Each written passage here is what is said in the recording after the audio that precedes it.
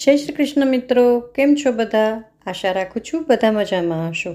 હું છું દીપ્તિ's રસોઈ ગુજરાતીમાં આપ સૌનું સ્વાગત છે. આજે છે નવરાત્રિની આઠમે આપણે ઉપવાસ કરીએ. ઉપવાસની જે થાળી છે એમાં મેં શું બનાવ્યું છે ને એ હું તમને આજે બતાવું. સામો બનાવ્યો છે, શક્કરિયાની ખીર બનાવી છે, સુરણનું શાક. સુરણ અને શક્કરિયા બેય મેં સાથે કુકરમાં બાફવા મૂકી દીધા છે. 3 વિસલ વગાડશું એટલે બંને વસ્તુ એકદમ ફાઇન બાફી જશે. અહીં સામાને મેં ધોઈ અને પલાળી રાખ્યો છે. થોડી વાર પલાળશું ને એટલે એકદમ સરસ થઈ જશે. હવે સુરણ જો બાફી ગયું છે એકદમ સરસ, કુકર ઠર્યું ને એટલે મેં ખોલી અને ચેક કરી લીધું, એકદમ ફાઇન બાફી ગયું છે. તો લોયામાં થોડું ઘી મૂકી, ફરાળ બધો હું ઘીમાં જ બનાવું છું.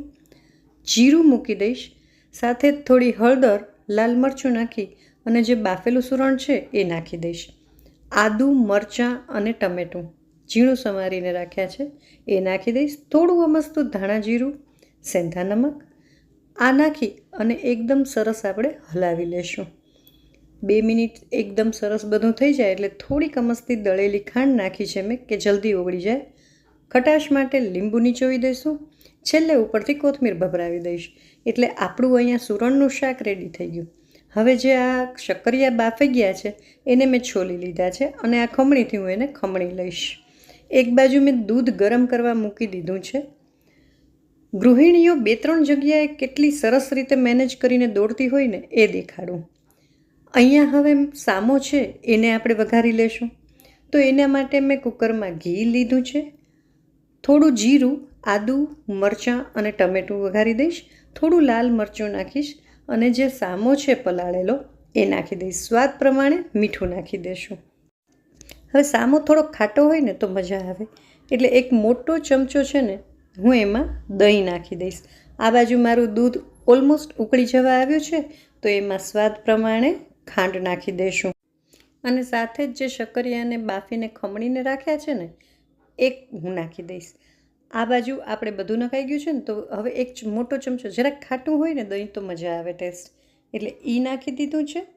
અને હવે થોડું જરૂર પૂરતું પાણી નાખી એને 2 વિસલ વગાડશું ને એટલે આપણો સામો રેડી થઈ જશે. હવે આ બાજુ આપણું ખીર પણ બહુ જ સરસ ઉકળી ગઈ છે તો એલચીનો ભૂકો કરી અને એ પણ હું નાખી દઈશ એમાં. છેલ્લે જ્યારે બંધ કરશું ને આપણે ગેસ ત્યારે એમાં ડ્રાયફ્રૂટ્સનો ભૂકો નાખી દઈશું. કતરણ પાતળી કરીને એ નાખી દઈશું. તો જો અહીંયા મેં થાળી પીરસી લીધી છે. સામો છે, સુરણનું શાક, શક્કરિયાની ખીર છે, કેળું અને સ્વીટ ઘરમાં પડી હતી પ્રસાદનો પેડો છે એ.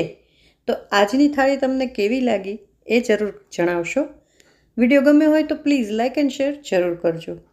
નવા વિડીયોમાં ફરી મળીશું.